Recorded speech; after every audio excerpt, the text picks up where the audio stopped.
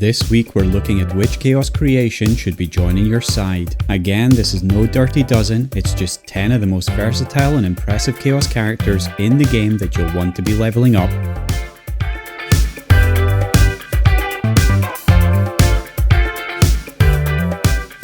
In at number 10, it's the X-Lightning Crow Pilot turned Obliterator Volk. And not only is Volk an Obliterator, but he was actually the first ever Obliterator after he was possessed by the demon Saram way back during the Horus Heresy times. And this hybrid of human, demon and machine has so much in their kit that you would think they would be higher on this list, but for some reason they've never quite felt like they have as much steel as this giant character should have. With their demon trait, they will get even more damage if they're stood next to a Abraxas, and that does add up, as well as their extra ability to block. And this helps Volk to be a powerhouse from the back lines, but doesn't really make him the monster that I feel he should be. Their passive flesh metal guns adds a fair chunk of damage onto their attacks, as well as giving them a chance to pierce. While their active frenzied firing does a pretty similar thing by firing 6 increased damage shots split equally between nearby enemies. I have to say though that these are definitely due a rework, as they just don't quite do enough to make Volk an indispensable piece of the Chaos team that they should be. However, they are one of the 3 core members of the Black Legion, and as well as having the Let the Galaxy Burn trait, which gives them an extra hit on an adjacent character to the one they're attacking, it does mean that they get picked up quite a bit by players so that they can make it through the Fall Acadia campaign. The other place that they do have some use is in a Neurothroat team, as their suppressive fire trait lets them add another neuroparasite, and there aren't many characters that can add this, but overall there is definitely something missing in this character's kit to take them right to the top. But if you want an overgrown mouth filled with teeth and then filled with a man's head, then Volk is just the Obliterator for you.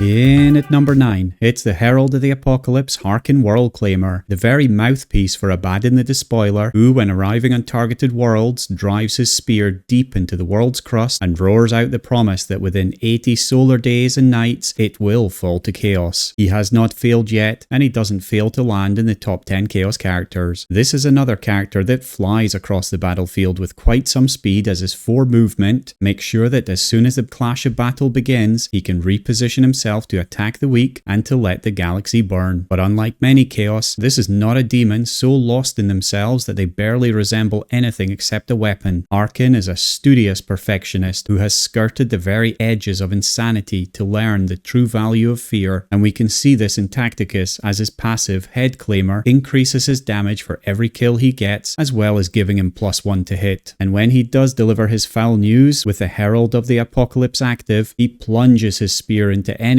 dealing piercing damage and stripping away the very armor they have on. There are very few that can take this heretical words, and anyone within 2 hexes will trigger their battle fatigue, running for their very lives off the battlefield. So if you want someone with jet engines for a backpack and the scary furnace from the movie Home Alone for a mouth, then Harkin should be piercing his way into your team right now.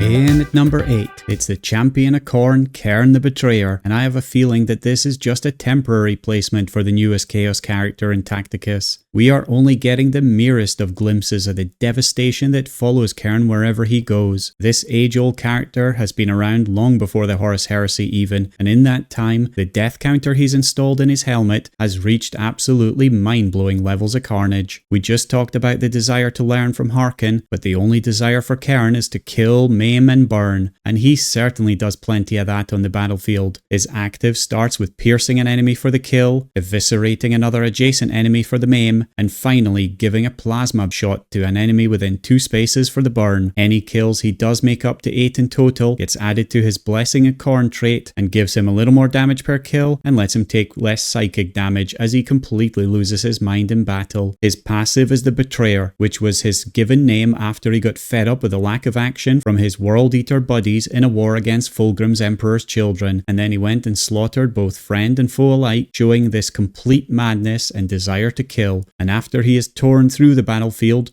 running at his enemies right from the beginning with a rapid assault. He will hit the nearest enemy and then slam another adjacent enemy with 6 brutal eviscerating attacks. And from here, things only get worse, as his first kill of a battle will trigger him to automatically move 2 hexes at the start of each round and attack the nearest character he can reach. He will prefer foes, but if there are none around him, he will happily attack allies too. If you ever do manage to quieten his murderous rages, then he will swing for you one last time as he falls with final vengeance. So if you're not quite right in the head, then Kern is the champion for you.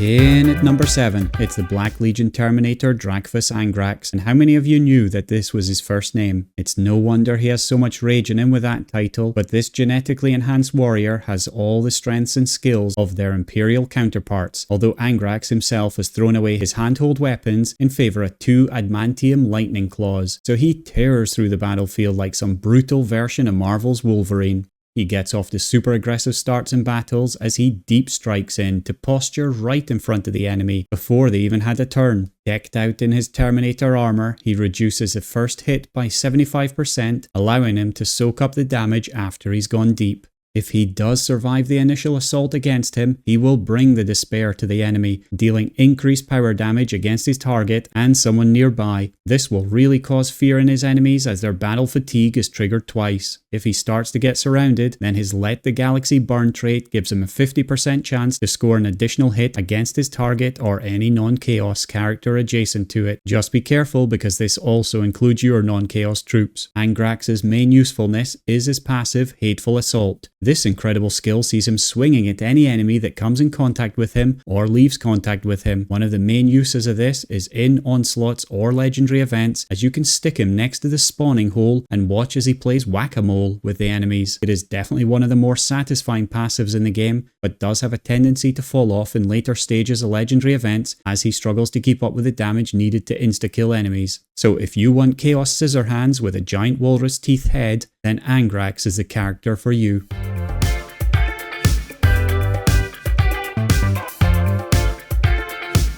In at number 6, it's the second herald on the list, Typhus, and this time he is the herald of the god Nurgle, and this is another Warhammer character that's been around for an absolute age. As part of the Horus Heresy, he was known as Callus Typhon and sat on the bridge of the Death Guard capital ship Terminus Est. Since then, this sorcerer has become one of the most filthy and feared bringer of disease and pestilence across the galaxy. Heading into battle, Typhus doesn't so much wear his Terminator armor as it has become a part of him. His immense bulk has great funnels of Pastilian bone bursting from his body that allows thousands of Nurgle demon flies to infest him, and through them he now has become the living host of the Destroyer Hive Plague. These demon flies attack the nearest character at the start of each round, doing a chunk of direct damage. As a psyker, he whips up a plague wind and spews forth psychic damage onto any bunched up enemies, and this can really wipe out nearly whole teams if they clump up together. Once he finally does ooze into the thick of battle, he can take quite a beating as a resilient character, and his filth doesn't stop there, as his Contagions of Nurgle trait reduces the armor of nearby enemies, and although he isn't the biggest damage dealer in the Chaos team, he is a solid addition to any team. So if you want someone that smells like trash, is surrounded by flies, and looks like a giant piece of snot with a rhino horn, then Typhus is the character for you.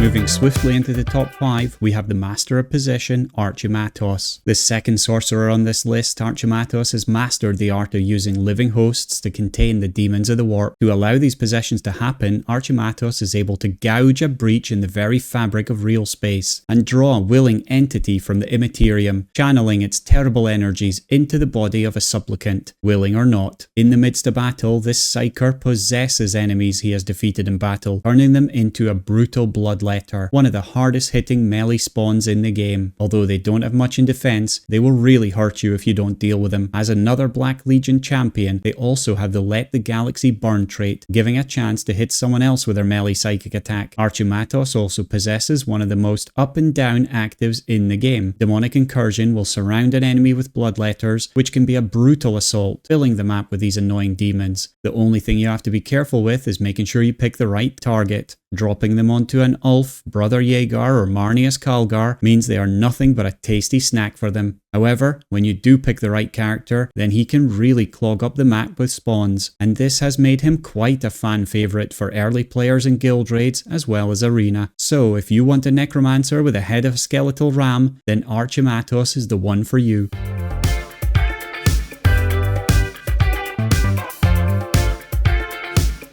In at number 4, it's one of my favourite characters, the Scarab Occult Terminator Sokar Toth. Toth was originally one of Magnus the Red's elite honour guard before the Horus Heresy times, but since then has literally been turned to dust by none other than the Thousand Sons chief librarian Azak Ahriman. As Ahriman attempted to hold off a horrific mutation, destroying his legion by casting a mighty arcane spell, all he ended up doing was miscalculating and turned any marine lacking psychic abilities into mindless undead spectres whose souls are now trapped in their ancient suits of armour and their bodies were turned to dust. But there's something wonderfully beautiful about Toth's in-game model. I think I just love the Terminator armours, and the colour of the Thousand Sons especially makes it pop. Although I do get a bit annoyed with her slow plodding along with 2 movement, once Toth does get into battle, he's a real force to be dealt with. His suppressive fire reduces the damage of enemies, and his ranged attack literally sets the ground on fire under his target's feet. And as a Weaver of Fates, this damage will be maxed out if 3 or more characters have taken psychic damage in a turn, something very possible in a chaos-heavy team. His Hellfire missile rack active will batter an enemy with heavy rounds and then chuck another missile across to any enemies that have taken psychic damage that turn. This works really well with Typhus's Plague Wind and can be a devastating 1-2 punch to enemy teams. But the part of his kit that I love is his passive Time Flux. Apart from anything else, I love the ghostly image that Toth leaves when he moves around due to this. This also allows him to respawn in his ghost position if he is killed in battle, unless someone has stood on top of it that round already, and that's only if you actually manage to kill him, because the other part of his passive is that it heals him every turn, including a whopping heal equal to the last attack he took. So if you want a beautifully crafted, unstoppable, slow walking piece of armour, then this character is for you.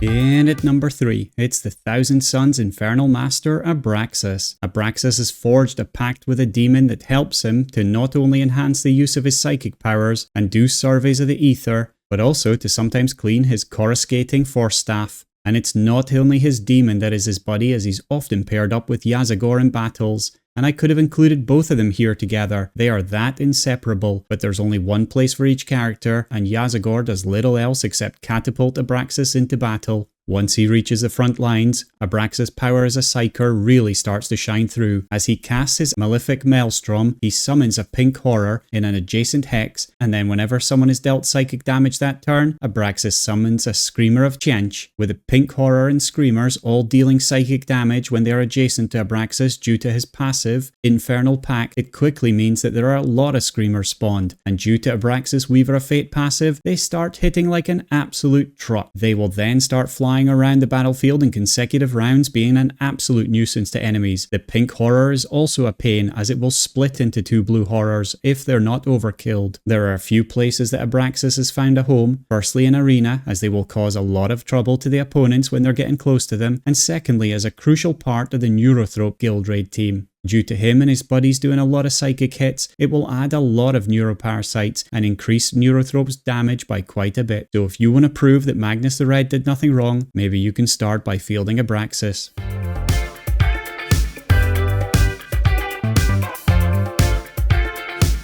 And at number 2, it's the Blightlord champion Maladus Phlegmore, and again it's yet another Terminator, but this time it's one of the Death Guard Legion. Saturated with empiric entropy, their foulness pours off them in waves, and they take great pleasure in being incredibly hard to kill. They love nothing more than to advance arrogantly into the middle of the fiercest firefights. And we can absolutely see this in battle, as they're also clad in Terminator armor, which gives them resilience to slowly plod forwards into the fighting. As they approach the fighting, they start reducing the armor of enemies with our Contagions of Nurgle trait that we've already talked about today. And when he finally reaches the front lines, providing the battle isn't already over, his passive Haze of Corruption really does a decent job at clearing out the enemy, as any leftover damage from a kill will continue onto nearby enemies, with up to another 2 potentially being killed. This means he is a bit of a powerhouse in legendary battles and onslaughts, as he can just stand and clean out a bunch of enemies every turn. His active sees him swinging his flail at the enemy, and it does some power damage to enemies, triggers his passive, and overkills anyone affected by it. But I do find this active quite weak in the early levels, although it can get up to a whopping 5k damage by level 50. So if you want a Joker smile with Darth Maul's haircut and snot green armor, then Maladis is the one for you.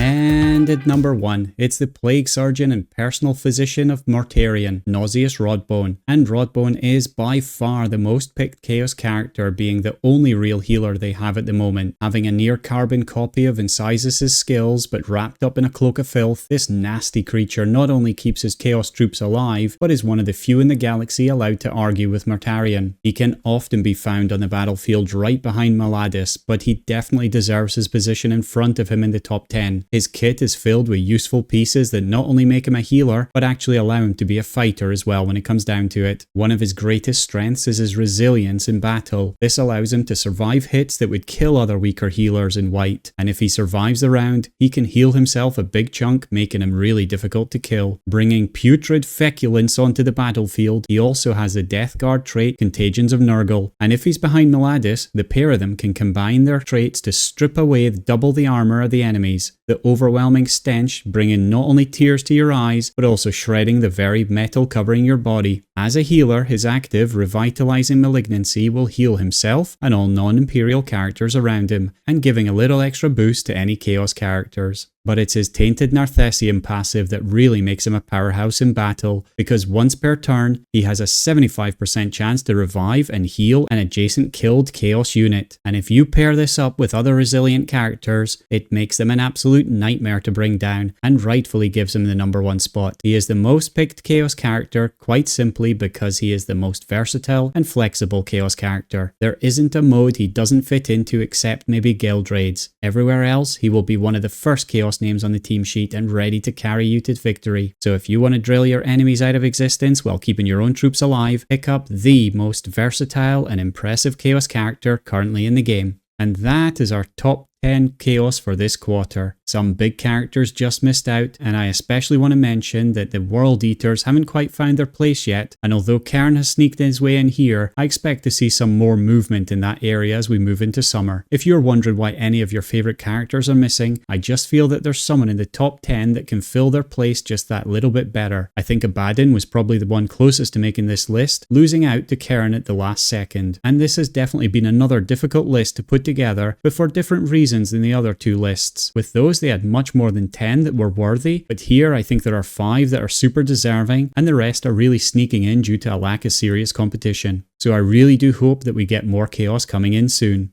Either way, let me know if you have a different top 10, why that is, and whether you want to see more top 10s in future.